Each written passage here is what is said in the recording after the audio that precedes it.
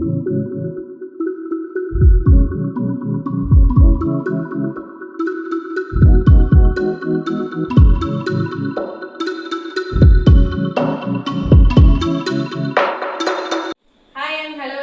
am very happy to see you all back.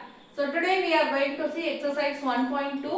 1.2 we have three sums I have written here. First sum is root 5 is irrational. Serious here root 3 is irrational, root 2 is irrational, root 5 is irrational. There are three sums will be in your textbook. Definitely from this part we will get surely 3 mark questions. Right? It may be that prove that root 5 is irrational, or like this they have given a number and we have to prove it is irrational. Right? Definitely 3 mark is available in this question. Okay. So for that first question, root 5 is irrational. So let us assume root 5 is rational. Right? Why? Because we don't have a definite structure for irrational. Right? So let us assume wrong assumption. Let us have a wrong assumption as root 5 is rational. Okay. So if it is rational, how can we write? Root 5 is equal to A by B, where A and B are co-primes. Where A and B are co-primes. What is the word co-primes? It may be the composite number, but it should not have a common factor. For example, 8 and 9. Both are not prime numbers, but they are co-primes because they doesn't have any common factor other than 1. So such numbers are co-primes. So here A and B doesn't have any common factor. So here next step we are going to squaring on both sides. Squaring on both sides. So if we do the square, so A square by B square. Am I right? Let's transfer 5B square is equal to A square. Right? 5B square is equal to A square. So how can I write A square? So we have learned one theorem already. If P square divides P, then P divides P. Right? If P square divides P, if P square divides P, then P divides P. So one theorem we have learned already. Right? So according to that, if A square divides 5, then A divides 5. So I can write A as a 5 multiple of 5. I can write A as a multiple of 5. Right? Because A square, if it is 25. So 625 is 25, let's take. If 5 divides 625, definitely 5 divides 25 also. Because 25 square is 625, right? So that theorem we have to remember. So A is definitely the multiple of 5. Okay. Now let us take this. Apply in this first equation. So 5B square is equal to 5C the whole square. Am I right? If we apply in 1. Apply in 1. Okay. Now see, B square is equal to 5B square is equal to 25C square. B square is equal to 5C square. Again the same question is coming, same answer is coming, right? If B square divides 5, then B divides 5, right?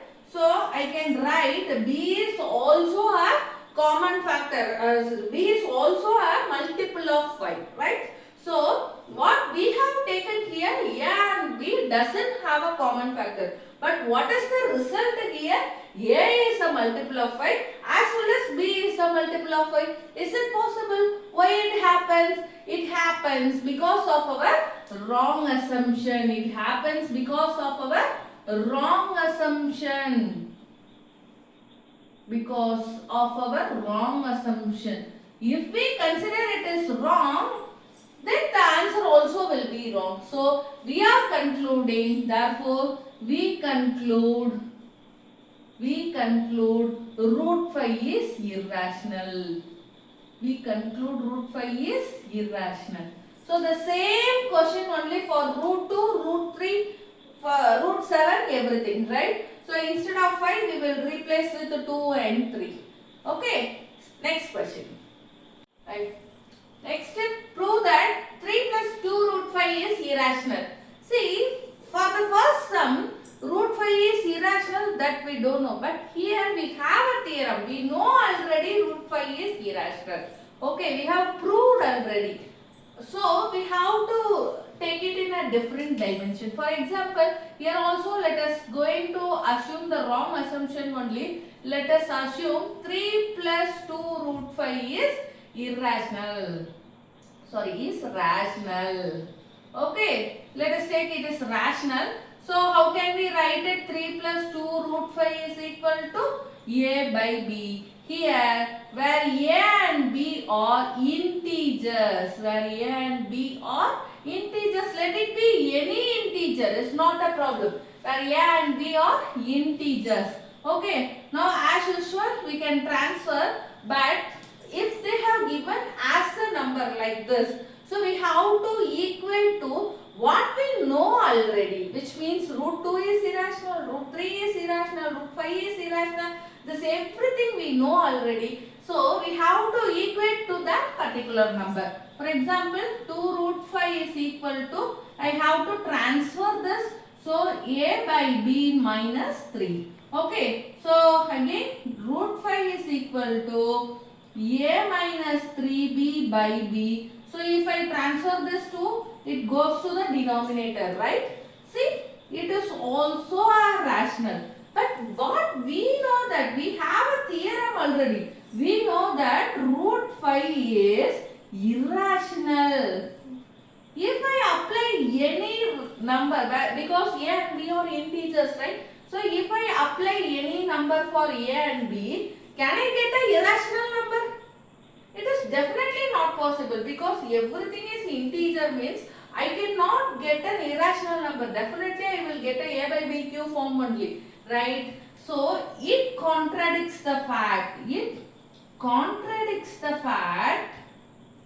Root 5 is irrational. So this fact is contradicts this, because root 5 is rational we are getting, but we know already root 5 is irrational. So it contradicts the fact. Okay. Therefore we conclude 3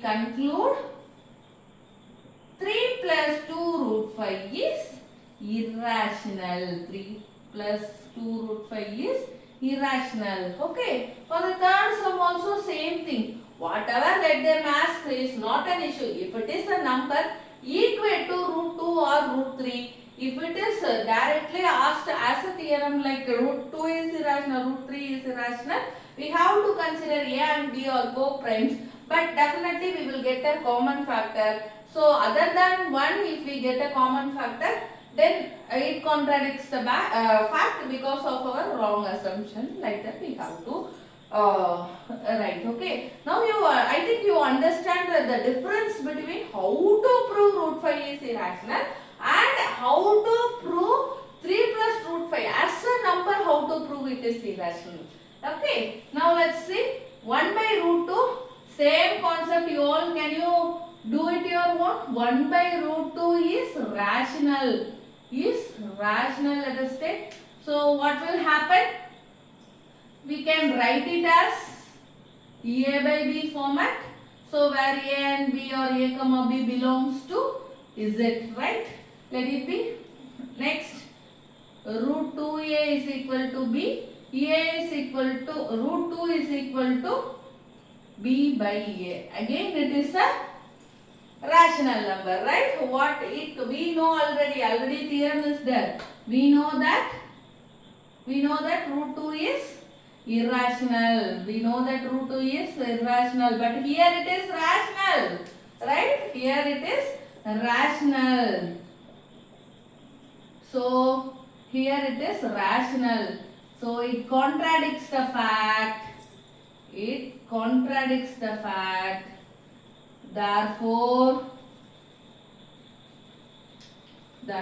1 by root 2 is irrational. Like that we have to conclude. I hope you all understand the remaining two sums. Let us see. Now the second question is 7 root 5. So as usual, 7 root 5 let us assume as rational. So what is the structure? 7 root 5 is equal to a by b. Don't forget where a and b are integers. Okay, here it is not coefficient. Let it be any number, is not an issue. A and B are integers. Okay, let us transfer to root 5. What happens? A by 7B. Okay, again if we are giving any value for A and B, it is a rational only. But we know that it is an irrational number. But this is a rational number, right? How an irrational number can be equal to a rational? Definitely it is not possible. As usual, you can write the story. We know that. The same thing we can reply. Understand? Next question. So 6 plus root 2 is equal to A by B, where A and B belongs to Z. Okay. Now let us transfer. Left hand side what should be there? Root 2 alone. Let's transfer the 6. A by B minus 6. Root 2 is equal to A minus 6B by B. Okay. So we can stop here also, because A by B, if we give values also, definitely we will get a rational number. Subtraction of any rational number to the rational number is rational only. Okay, so it is a rational number, but we have a theorem root 2 is irrational. So what happens? It happens because of a wrong assumption. So we conclude 6 plus root 2 is irrational. Understand? Yes, I hope that we have you all understand the chapter very well. We have concluded the first chapter. Nearly first chapter we have 7 marks. Definitely 3 marks will be based on the second exercise. Remaining 4 marks will be comes under HCF and LCM. We all know how to find HCF and how to find LCM. We all know, but you may have a doubt when we have to find HCF and when we have to find LCM, right? So if it is a word problem, read the question. After collecting the data, you just find out whether the whole is given, we have to separate, or the separate is given, we have to find whole. That alone you just find out. Okay, if the whole is given and we have to separate, then we have to find the HCF further. Okay, but if the parts are given, we have to cumulate, then there we have to find LCM. This simple concept you can remember. So definitely it will be help you. We are ready for 7 marks. If you have any more doubts, you just give a comment and make sure to subscribe. Let's make math simple together.